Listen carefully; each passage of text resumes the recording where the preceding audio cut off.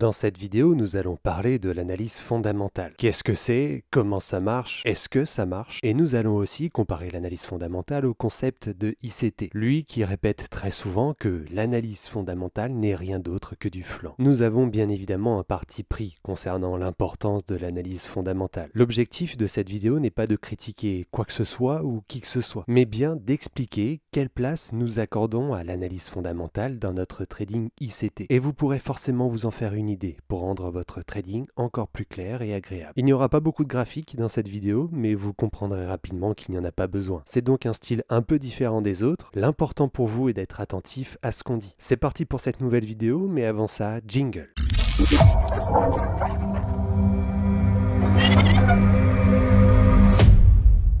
Tout d'abord, commençons par la définition. L'analyse fondamentale est une méthode d'évaluation des marchés en étudiant des facteurs économiques, financiers et politiques qui influenceraient les prix. Contrairement à l'analyse technique qui se focalise sur les mouvements passés des prix, que ce soit par les graphiques en eux-mêmes ou grâce à des indicateurs. L'analyse fondamentale cherche à comprendre la valeur réelle, la valeur fondamentale d'un actif en examinant des éléments comme les taux d'intérêt, l'inflation, les performances financières des entreprises, bilan, résultats trimestriels, etc. Les événements géopolitiques comme les décisions de l'OPEP qui impactent la production de pétrole et donc le prix du baril, bref, tout ce qui peut influencer l'offre et la demande d'un actif. Par exemple, sur des actions, que ce soit des actions américaines comme Apple, Nvidia, ou des actions françaises comme Total, LVMH ou Sanofi, si une entreprise affiche une forte croissance des revenus, les analystes fondamentaux estimeront que son prix devrait monter, car sa valeur perçue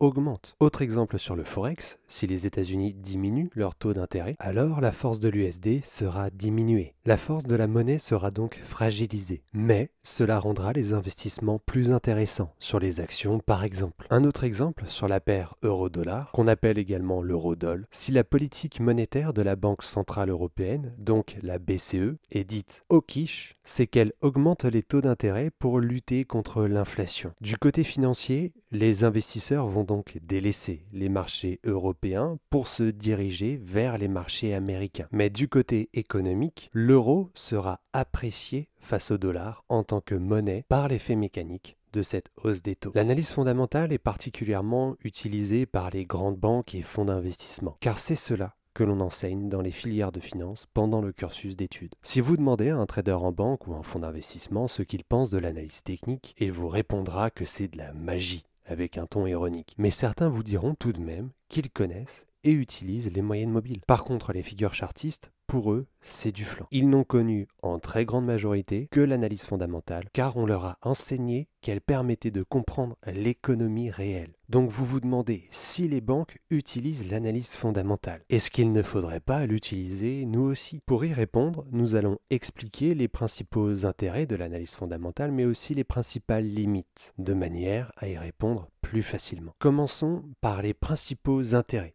de l'analyse fondamentale. Il y a la connaissance et la compréhension, c'est-à-dire qu'elle aide à comprendre et à exploiter la vraie valeur d'un actif, celle qu'on ne peut pas voir sur le graphique. Elle donne une vision à long terme et une compréhension des tendances économiques. L'analyse fondamentale offre une perspective sur les facteurs économiques qui influencent les prix, comme les taux d'intérêt et l'inflation par exemple. Un autre intérêt, c'est le long terme, c'est-à-dire que c'est utile pour réaliser de l'investissement, car il peut être utile de connaître les éléments qui vont impacter la direction d'un actif dans les semaines et mois à venir. Beaucoup de traders en fonds d'investissement travaillent avec ce qu'on appelle des convictions. Ils vous disent « j'ai regardé le dossier Nvidia et j'ai une conviction, c'est que le prix va encore doubler d'ici 5 ans car les puces électroniques c'est le nouvel Eldorado des pays développés. La demande est forte et Nvidia va y répondre ». Comme autre intérêt, il y a également le court terme. Et là, on peut davantage parler de trading, qui n'est pas pareil que l'investissement. Dans ce cas-là, l'analyse fondamentale va permettre l'amélioration des convictions. Si elles sont couplées à l'analyse technique, elles peuvent donner des éléments additionnels pour la prise de décision, donc pour un trade. Comme autre intérêt, on peut également parler du fait que l'analyse fondamentale, c'est comme avoir le sentiment qu'on sait ce qu'il se passe à l'intérieur d'une entreprise, et donc qu'on peut mieux estimer l'évolution du titre. Par exemple, dans de nombreux pays développés, dont les pays européens, les entreprises doivent respecter plusieurs lois, dont celle du partage équitable de l'information. C'est-à-dire que l'entreprise ne peut pas cacher des informations, notamment dans le but d'éviter tout délit d'initié, mais aussi pour que l'ensemble de l'entreprise soit au courant de ce qu'il se passe. Les traders en fonds d'investissement se basent donc sur le fait que tout ce qui se passe dans l'entreprise est bel et bien raconté, est bel et bien publié, et donc que l'ensemble des informations est disponible. Passons à présent aux limites de l'analyse fondamentale. Premièrement, la complexité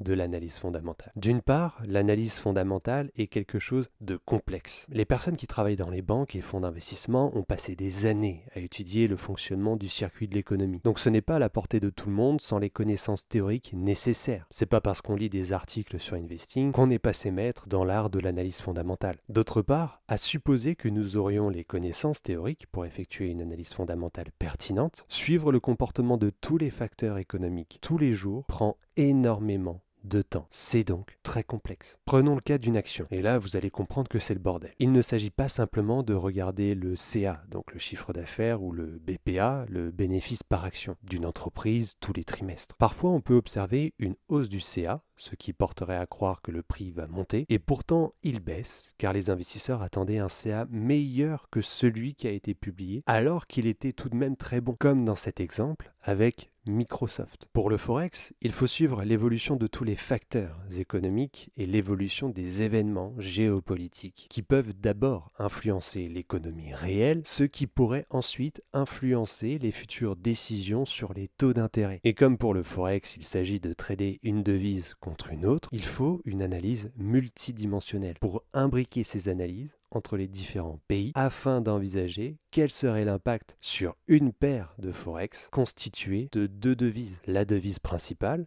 et la devise de contrepartie. Si on prend l'exemple de l'USD CAD, l'USD, donc le dollar américain, est la devise principale, et le CAD, le dollar canadien, est la devise de contrepartie. Prenons un exemple très précis. Disons que j'ouvre 4 sites internet d'actualité financière. Je dois filtrer toutes les news qui peuvent ou non présenter un intérêt sur une quelconque part de l'économie qui m'intéresse. Une news qui impacte le commerce de l'or. On sait que l'Australie a une réserve d'or assez grande, donc cela peut potentiellement impacter des résultats économiques. Si je trade la UD-USD, donc le dollar australien face au dollar américain, je dois effectuer une analyse parallèle sur le dollar américain, mais comme l'inflation est en baisse aux USA, je ne sais pas si la Fed va décider au prochain trimestre de réduire les taux, etc., etc. Après, je dois considérer les comportements du marché en fonction des augmentations ou réductions des taux pour voir si le marché réagit positivement à une stagnation des taux ou pas, tout en me fiant aux prévisions des différents instituts économiques et banques sur ce qu'il va se passer. Tout ça pour au final m'embrouiller la tête et ne plus savoir si je dois acheter la UD-USD ou le vendre. Bref, je pense que vous voyez un peu mieux à quel point c'est compliqué. Une autre limite, c'est le décalage temporel. C'est un autre point qui ajoute également à la complexité de l'analyse fondamentale, ce que l'analyse fondamentale tend à être plus lente à réagir par rapport au mouvement immédiat des prix sur le marché. Quand une news sort, l'interprétation que vous pouvez en faire peut être déjà price in, c'est-à-dire que le marché a déjà anticipé le mouvement provoqué par les résultats. Exemple, si on a une news négative pour l'économie US, comme ici avec les NFP, mais pourtant, au moment de la news, le prix part à la hausse sur les bougies suivantes. Car comme les mauvais résultats des NFP étaient déjà anticipés tout au long de la semaine, au final, les marchés partent à l'opposé, donc à la hausse. Cela peut ainsi rendre l'analyse fondamentale parfois obsolète pour le timing des trades. Il faut savoir que beaucoup de traders se positionnent par exemple sur des actions US le jour même du résultat trimestriel de l'entreprise. Ils achètent, la publication des résultats se faisant généralement en post-market, ils achètent sur la séance même car ils estiment que le titre va monter avec la news. Le soir, la news est publiée, donc en post-market, les résultats sont excellents et pourtant le titre chute fortement. L'analyste fondamental avait raison, les chiffres étaient bons, mais le titre, donc le graphique, a fait l'opposé de ce qui était censé se produire. On peut reprendre l'exemple de Microsoft qu'on a déjà vu tout à l'heure, où c'est exactement ce qu'il se passe. Les chiffres sont bons, mais pourtant, le titre décroche fortement en post-market et sur la séance américaine suivante. Le lendemain, à l'ouverture, le titre affichait moins 5% et à la clôture de ce lendemain, le titre affichait moins 7%. Alors que la veille au soir, les résultats étaient très bons. Une autre limite, c'est le conflit entre l'analyse fondamentale et l'analyse technique. Si le graphique dit que ça monte et que notre analyse fondamentale nous dit que ça va baisser, eh ben on fait quoi alors? On pourrait se baser sur notre analyse fondamentale comme d'un filtre négatif pour ne pas prendre une perte inutile. Mais il faut alors, à ce moment-là, avoir vraiment confiance sur nos qualités d'économiste en herbe. Est-ce que j'ai vraiment bien tout compris à toutes ces dizaines d'articles économiques que j'ai lus ces dernières semaines? Une autre limite, c'est le conflit d'intérêts des médias financiers. Cela a été prouvé dans plusieurs cas que les médias sont influencés par des fonds d'investissement, des banques, pour parfois tourner les articles financiers dans leur propre intérêt. Dans le but, par exemple, de faire baisser une valeur qu'ils souhaitent faire augmenter ensuite. Généralement, ces articles orientés vont créer soit un FOMO, donc la peur de louper le train pour les petits particuliers, ou bien vont créer un désintérêt, disant que le titre est surévalué et qu'il faut vendre. On sait depuis plusieurs années maintenant qu'on peut avoir un article publié par la banque américaine JP Morgan qui se montre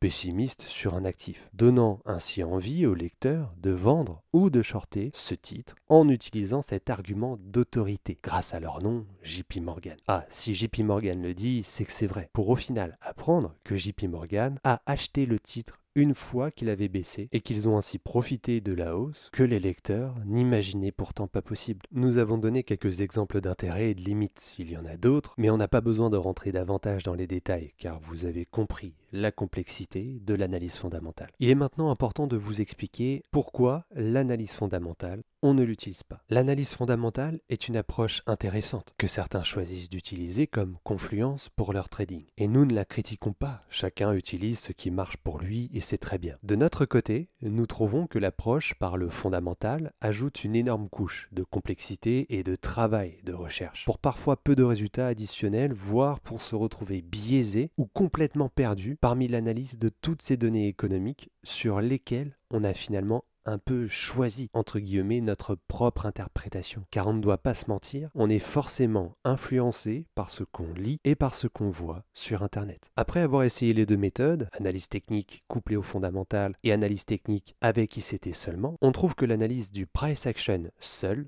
est une approche plus palpable et objective. Elle se suffit à elle-même. Selon nous, le graphique et l'étude du price action délivrent l'information en temps réel, donc sans aucun retard, et permet de mieux se projeter concernant l'évolution du prix grâce aux différents concepts ICT que nous utilisons. On passe désormais beaucoup moins de temps à analyser des données économiques. On sait qu'on peut avoir tort lorsqu'on pratique de l'analyse technique avec les concepts ICT. Rien n'est parfait, mais au moins on se base sur une logique qui transmet des signatures techniques claires. Aujourd'hui, on ne prend en compte le fondamental que pour connaître les injections de liquidités et donc savoir quand les marchés seront volatiles et par extension quand éviter les marchés à l'approche des grosses news, ou bien y participer quand les conditions sont réunies. D'autre part, avec l'expérience, de notre point de vue, il se trouve que le fondamental fait très souvent ce que le technique a prévu de faire. C'est-à-dire, si le marché a mis en place une structure bullish, donc haussière, souvent la news va poursuivre cette tendance. Et inversement, quand le marché a mis en place une structure bearish, donc baissière, la news va poursuivre cette baisse. Dans ce cas-là, les résultats de la news nous importent peu, puisqu'on suivra le développement du price action à court terme, peu importe si la news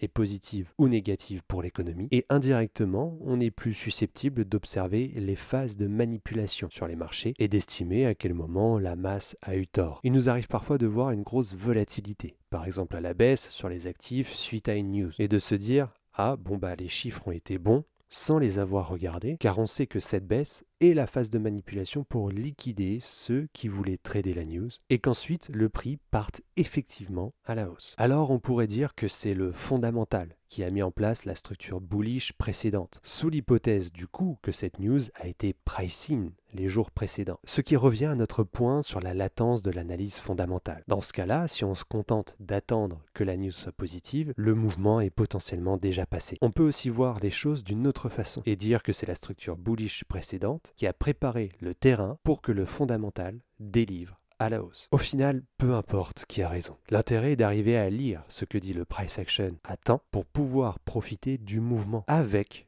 une méthode qui nous convient. À vous de nous dire à présent si vous utilisez déjà l'analyse fondamentale ou pas. Qu'est-ce que vous en avez pensé en regardant cette vidéo? On attend de lire vos commentaires et de voir vos likes sur cette vidéo. Pour ceux qui veulent en apprendre plus sur les concepts ICT que nous utilisons, vous avez la playlist juste ici. Pensez bien évidemment à vous abonner si ce n'est pas encore le cas et je vous dis à bientôt pour une prochaine vidéo.